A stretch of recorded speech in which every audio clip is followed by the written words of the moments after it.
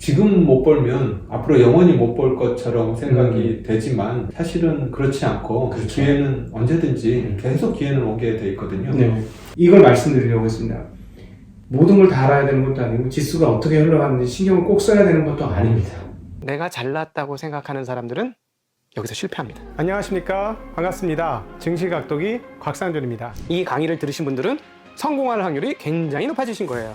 여러분이 투자하신 시간과 가치가 여러분에게 실질적인 노후를 보장하는 수단으로 돌아올 것이라고 저는 믿습니다. 이거 우리끼리 비밀입니다. 이거 딴 데 가서 말씀하지 마세요. 이런 강의하는 사람 거의 아마 제 생각에는 없을 것 같아요. 이건 실전을 해본 사람만 아는 얘기예요. 이제 그 시장에 대한 이야기를 한번 여쭤보고 싶은 게 있습니다. 아무래도 다른 사람보다는 이 질문을 가장 적합하게 답변해 주실 수 있는 분이라고 생각하는데, 말씀하신 것처럼 2002년과 2007년도 가치주 열풍의 핵심 코어에 계셨던 분이시잖아요. 그리고 그 중심에 태풍의 눈처럼 고스란히 그 흐름들을 다 내 것으로 만드는 분이라고 해도 과언이 아닌데, 요즘 분위기가요, 그때 시즌2 느낌 좀 나거든요. 좀 이상하다. 물론 그때는 이제 뭐 화장품이라든가 무슨 뭐 철강이라든가 뭐 조선이라든가 진짜 말도 안 되는 실적 대비, 그때는 뭐 ROE까지도 갈 필요도 없고 PER만 배수 따져도 이건 있을 수 없는 값어치야. 그리고 PBR 꺼낼 필요도 없어. 뭐 이런 정도로 싸니까 당연히 가야 되고, 조금 쉽게 큰 수익이 나는 기업들을 찾기가 좀 지금보다 조금 더 쉬운 것 같은 느낌이 들긴 하지만, 약간 요즘 시즌2 느낌 나거든요. 2002년, 2007년? 잘못해서 그러니까. 저는 사실 시장 분위기나 전망이나 이런 거는 좀 잘 안 보려고 하는 편이긴 한데요. 이제 그런 느낌이 뭐 좀 있긴 합니다. 2003년, 7년 요 무렵하고 지금하고 이제 약간 좀 비슷한 측면이 있다는 생각이 저도 들긴 하는데요. 근데 이제 또 그때하고 지금은 또 상황이 또 틀린 부분도 꽤 많이 있어서요. 그때하고는 뭐 완전히 똑같다고 얘기를 하기는 약간 좀 힘들 것 같다는 생각이 들고요. 그때는 진짜 싼 종목들이 정말 굴러다녔었거든요.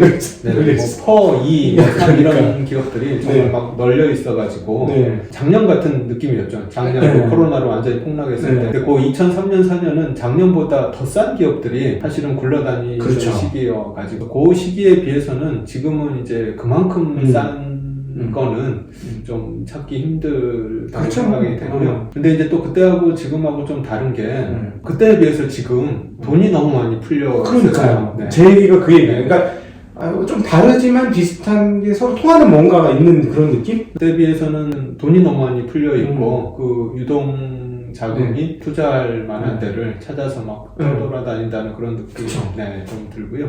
그리고 이제 또 부동산이 더 이상 오르기는 좀 힘들지 않을까 뭐 이런 뭐 분위기가 조금씩 뭐 사람들 사이에 돈을 투자하는 분들한테서 읽혀지는 분위기죠. 그게.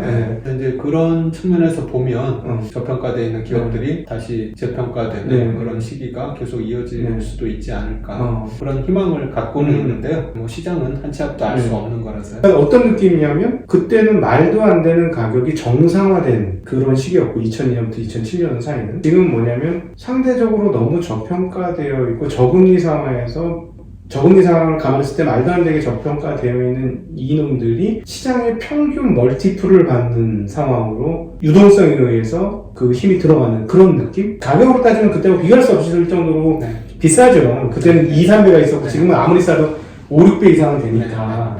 그러나 이제 시장 멀티플이라는 게 15배 이상으로 치고 올라갈 수 있는 자리에서 소위 말해서 5, 6배가 아니고 10배에서 15배 사이 정도를 유동성에 의한, 얘네들이 가도 뭐 비싸다는 느낌 전혀 안 드는 상황이니까 약간 그런 느낌? 저 개인적으로는 아마 이제 모든 주식 투자하시는 분들은 다 마찬가지겠지만, 부동산이라는 건 사실 그 자체로는 뭐 가치를 창출하는 게 아니라서, 상업용 부동산 같은 경우는 임대 수익이 있겠지만, 근데 이제 기업에 투자를 하는 거는 결국 기업이 돈을 벌고 그 돈으로 이제 뭐 배당을 받을 수도 있고 또 재투자를 해서 기업이 더 성장할 수도 있고 하는 거라서, 결국은 하여튼 이제 그렇게 투자 수익을 창출하는 자산으로 돈이 흘러 들어와서 그 돈으로 이제 다시 기업이 성장하고 다시 투자가 이루어지고 이런 선순환이 이루어지는 게 가장 좋은 투자가 아닌가 생각이 돼서요. 뭐 지금처럼 싼 기업으로 돈이 계속 들어오는 그런 시기가 좀 뭐 2, 3년 이상 이어지면 좋겠다 희망하고 있습니다. 말씀하신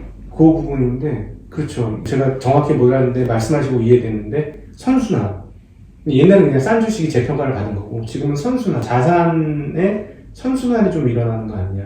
네. 그렇다면 얘들이 생각보다 꽤 많이 오를 수도 있다. 항상 만년 저평가였잖아요. 지금 올라오는 놈들이. 네. 그리고 저평가 되어 마땅하다라고 느껴졌던 시장 컨센이 있었던 것이고 네. 그게 변화되는 거. 네. 현장에서 그런 느낌 받으십니까? 예, 그냥 제 개인적인 느낌이긴 하지만 느낌만. 네, 네. 그런 느낌이 좀 들긴 합니다. 네. 아까도 얘기 드렸듯이 뭐 시장이라는 건 한치 앞도 알 수 없는 거라서요. 네, 저는 3개월 이상을 예상할 수는 없다고 항상 생각하는 입장인데 이렇게 훌륭한 투자자가 되시는데 물론 항상 24시간 투자에 대해서 사고가 돌아가실 것 같은데 평소 자기관리는 어떻게 하시는지 좀 궁금합니다. 이제 건강이 네. 뭐 가장 중요한 거니까요. 많이 걸으려고 노력합니다. 네. 그래서 오늘도 뭐 이 자리 오기 위해서 네. 뭐 대중교통 이용해서 네. 걸어서 뭐 이렇게 하고요. 하여튼 하루에 한 뭐 30분에서 1시간 이상은 걸으려고 많이 노력하고 있습니다. 그 외에 다른 운동은 별로 안 하시나요? 운동이 제가 소질이 없어가지고요. 어. 네, 과거에 뭐 골프도 치려고 했는데 뭐 한 5년 동안 계속 뭐 100 몇십 타임을 치고 100 몇십? 네. 100몇십 네. 한 5년 치다가 뭐 그냥 포기했고요. 시간 낭비야. 네. 그리고 이제 수영도 제가 한 10년 가까이 했었는데 수영이 이 어깨를 360도 돌리는 운동인데 이게 마모가 된다고 하더라고요. 그래서 계속 돌리면? 네. 그래서 수영도 한 10년 가까이 했는데 네.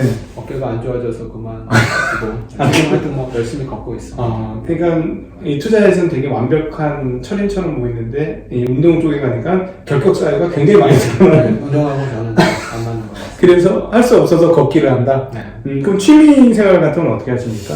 취미생활은 사실 이제 제가 다른 일을 하다가 네. 투자가 좋아서 이제 투자자의 길을 걸어서 투자가 이제 가장 재미있는 일이긴 한데요. 근데 이제 투자를 하다 보니까 이제 제가 사람하고 세상에 대해서 이제 호기심이 더 많이 생기더라고요. 우리 인간이라는 게 어떤 존재인지 이 세상이 도대체 어떻게 돌아가는지 이런 거에 대한 호기심이 많이 생겨서 그거를 좀 해소하는 방안이 결국은 책을 많이 읽고 여행하는 거라고 생각이 돼서 독서하고 여행하는 거를 굉장히 좋아합니다. 요즘은 이제 여행을 조금 못 하실 터이고. 네, 지금 코로나 때문에 이제 여행을 좀 못하게 됐고요. 책 읽는 거는 이제 혼자 책 읽는 것도 좋은데 여러 사람들하고 같이 이렇게 읽는 것도 이제 재미있는 것 같고요. 그리고 이제 또 우리 사람들이 자석하고 비슷해서 서로 이제 비슷한 사람을 계속 끌어들이는 것 같거든요. 그래서 이제 제가 또 책 읽는 걸 좋아하니까 책이라는 주제로 여러 사람들하고의 만남이 계속 또 이어지는 것 같더라고요. 그래서 뭐 독서 모임에 이제 초대를 받기도 하고 책을 주제로 뭐 강의 요청도 들어오고 뭐 이런 여러 가지 책과 관련된 인연들이 또 만들어지고 해서요. 그런 일들이 재미있는 것 같습니다. 요즘 읽으시는 책 종류나 이런 좀 뭐 역사서를 읽는다던가 아니면 철학서를 읽는다던가 투자서는 뭐 이미 엄청나게 방대하게 다 읽으셨을 것 같고 어디 쪽으로 관심이 요즘 많이 가세요? 제가 이제 기본적으로 관심이 있는 게 아까 얘기 드린 것처럼 이제 우리 인간이 어떤 존재인가, 세상이 어떻게 작동하는가 이제 이 부분에 관심이 많은데 우리 인간이 어떤 존재인가라는 거를 알 수 있는 책이 결국은 심리학, 뇌과학, 신경과학, 행동경제학, 뭐 이런 책들이 이제 인지심리, 인지과학 맞습니다. 그래서 사람들이 어떻게 행동하는가를 다루는 그런 책이라서 자주 있고요. 그다음에 세상이 어떻게 작동하는가에 대해서는 저는 기본적으로 이 세상이 복잡계라고 생각이 돼서 이제 그 복잡계 관련된 책들, 근데 이제 복잡계 관련된 책들이 이제 주로 물리학 쪽 책들이 되게 많거든요. 이제 그 물리학자들이 쓴 복잡계 관련된 책들이랑 또 이제 사회과학 쪽에서도 복잡계 연구들이 많이 있는데요. 사회학이나 물리학이나 뭐 이런 쪽에 복잡계 관련된 책들. 투자를 하다 보면 아까도 이제 제가 운칠기삼이라고 얘기를 드렸는데 사실 이제 이 세상에서 우리가 얻게 되는 대부분이 운이 역할을 굉장히 많이 하고 있는데 이제 그 운이라는 게 뭐 우리 세상이 어떤 역할을 했는지 뭐 이런 것들을 이제 뭐 역사라든지 그런 관련된 책들 좀 많이 읽게 되는 편인 것 같습니다. 원래 전공이나 이런 그 특성이 전공은 전 경영학이겠습니다. 근데 뭐 여담이긴 하지만 투자를 하는 데는 그렇게 도움이 되더라고요. 별로 상관이 없는데. 오히려 뭐 대학 때 배웠던 재무나 투자론은 투자에 해가 되는 과목이 아닌가 뭐 이런 생각이 네. 어쨌든 지금 읽으시는 책이 투자에서 약간 확장판이라는 느낌이 네. 굉장히 많이 드네요. 네. 왜냐하면 사실은 여기서 인지과학이라든가 뇌과학이라 투자를 할수록 인간은 스스로 생각하고 존재하는 존재인가? 아니면 프로그래밍 된 대로 움직이는 존재인가? 저는 항상 요즘 의문이 들거든요. 인간에 대해서. 생각처럼 인간이 영혼적인 존재인가? 관습적인 존재인가? 네. 이런 고민들이 저는 요즘 굉장히 많아요. 지금 읽으신 이런 쪽들이 거의 투자에서부터 점차 세계를 확장해 가시는 네, 맞습니다. 그러신 거죠.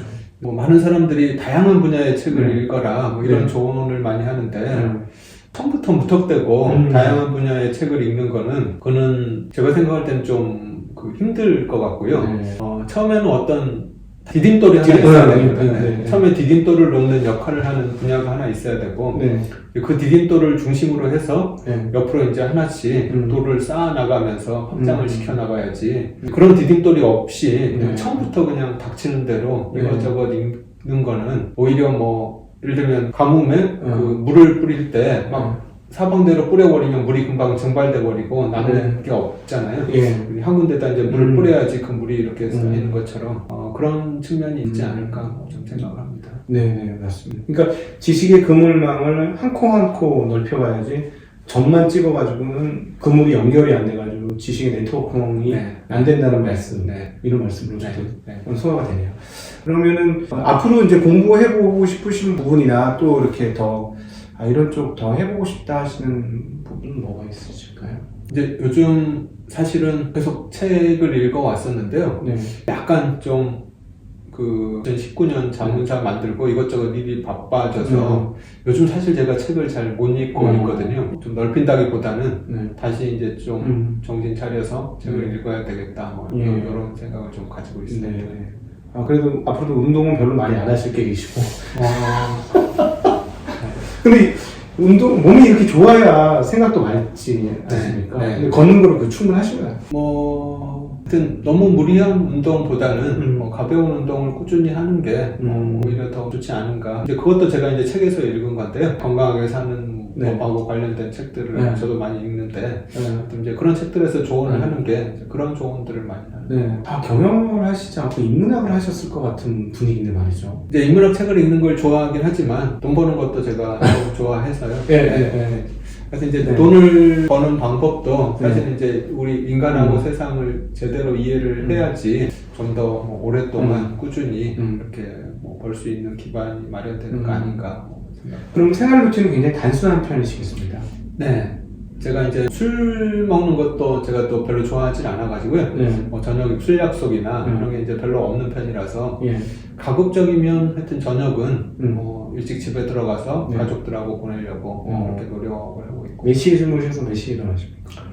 그거는 이제 딱히 정해진 건 없는데요. 보통은 한 10시 반, 11시 정도면 잠에 드는 것 같습니다. 그럼 한 5시? 네, 5, 6시 정도면 일어나. 그러시군요. 그게 이제 루틴이 돼서 항상 거의 비슷비슷하게 하고, 루틴이 정해지면 오히려 생산성이 더 높아지지 않으신가요? 어떤 생활을 꾸준하게 하는 것 자체가 저는 살아가는데 굉장히 큰 힘이라고 생각이 돼서요. 투자라는 것도 사실은 특별한 어떤 번뜩이는 창조성 이런 거보다는 그냥 원칙을 꾸준히 지켜나가는 게 사실은 투자에서 가장 중요한 거라고 생각이 돼서요. 워렌 버핏 책들이나 버크셔 해서웨이의 그 연차 보고서 이런 것들 읽어보면 사실 30년 전에 버핏이 한 얘기나 지금 버핏이 한 얘기나 그렇게 새로운 얘기가 사실 별로 없거든요. 아주 핵심적인 원칙 몇 가지를 버핏이 그냥 30년, 40년 그냥 꾸준히 지켜온 거라서 그런 루틴을 만들고 그걸 꾸준히 지켜가는 게 그런 데서도 좀 좋지 않을까.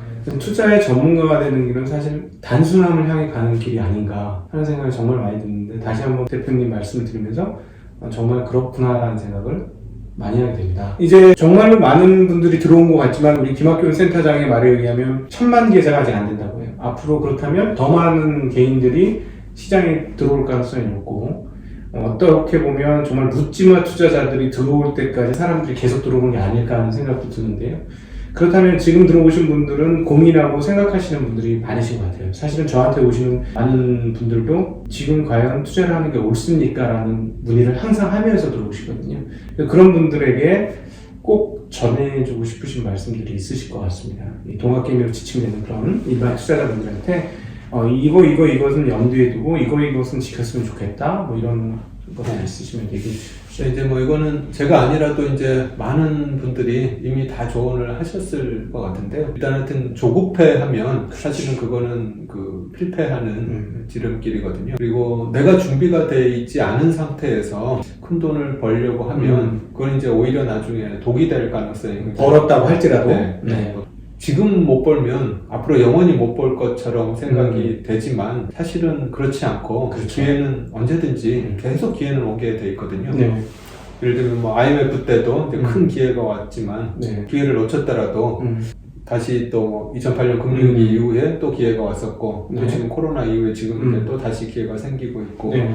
이 기회를 놓친다 하더라도 또 예. 언젠가 다시 기회가 올 거니까 하여튼 내가 그 기회를 잡을 수 있도록 준비하는 게 일단 가장 중요하지 네. 지금 당장 내가 수익을 올리겠다는 이런 조급함은 좀 버리시는 게 좋을 것 같고요. 그런 측면하고 좀 하나 또 결부되는 이야기이긴 한데 이제 많은 분들이 네. 지금 주식시장에 들어와서 네. 뭔가 이제 정보를 얻으려고 노력을 하시는데 제가 보기에는 너무 지금 정보가 많아서 유튜브 채널도 그렇고 네. 여러 군데서 주식에 대해서 이제 전문가분들이 알려주시는데 예.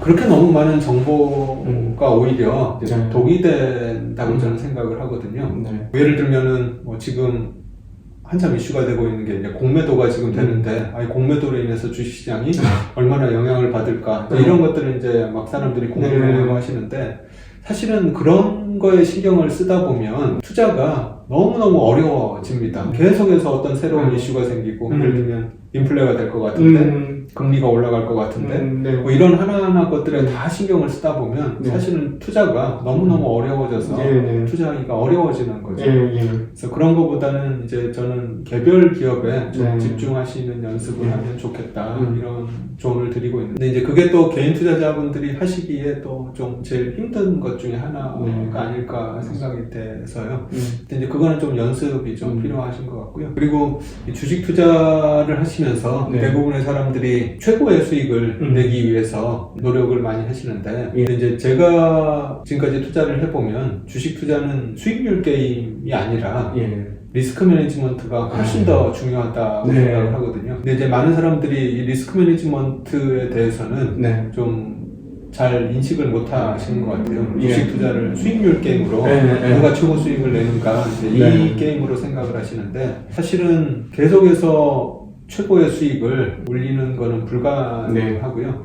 또 이제 그렇게 최고의 수익을 올렸다는 얘기는 거꾸로 얘기를 하면 어떻게 보면 굉장히 큰 내가 알지 못했던 리스크를 내가 감당했다는 얘기랑 마찬가지인 예. 거라서 주식 투자는 수익률 게임이 아니라 리스크 네. 매니지먼트가 훨씬 더 중요하다 네. 이런 거를 염두에 두셨으면 생각합니다.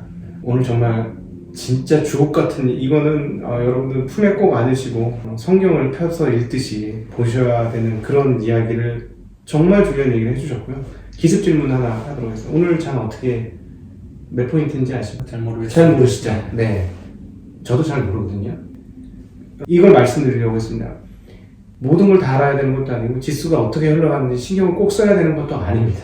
그게 투자의 길이 절대 아니라는 거. 근데 그게 자꾸 투자의 길이라고 사람들이 얘기하는데 절대 그거 아니라는 점을 꼭 기억해 주십사고 제가 기습 질문을 드렸던 거 아마 당연히 모르실 거라고 저는 예상을 했고 저도 모르겠고 그래서 오늘 우리 박 대표님이 이거는 너무너무 귀한 투자의 정수를 여러분들한테 얘기를 해드렸어요. 저는 굉장히 박 대표님 정말 좋으신 분이구나. 이렇게 귀한 거를 사람들한테 막 이렇게 나눠주시니까 사실은 저는 지금 상당히 좀 아깝거든요. 그런 정도의 생각. 오늘 제가 한 얘기가 사실은 이미 과거에 수많은 투자 대가들이 네. 다 한 얘기를 제가 그냥 반복한 것 뿐이라서요. 네.